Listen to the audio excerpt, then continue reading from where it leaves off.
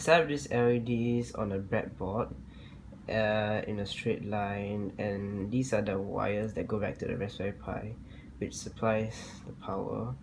And then the resistors prevent the LEDs from getting too high a voltage, and these are the buttons to control the green LEDs. So like the light will start from here, then it will like go on to the next one.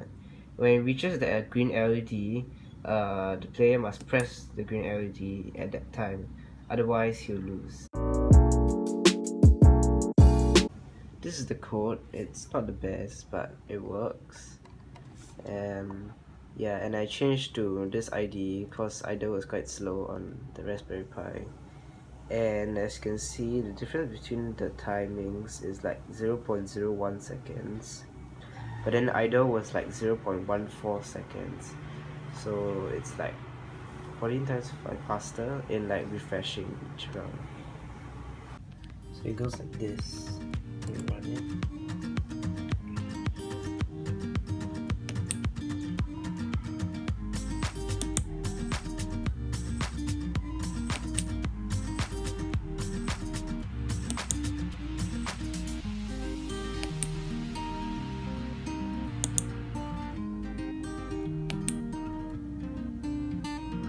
See me as your enemy, or see me as your friend.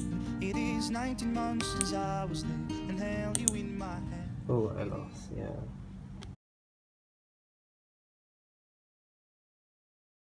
So I added sound to the system and play it.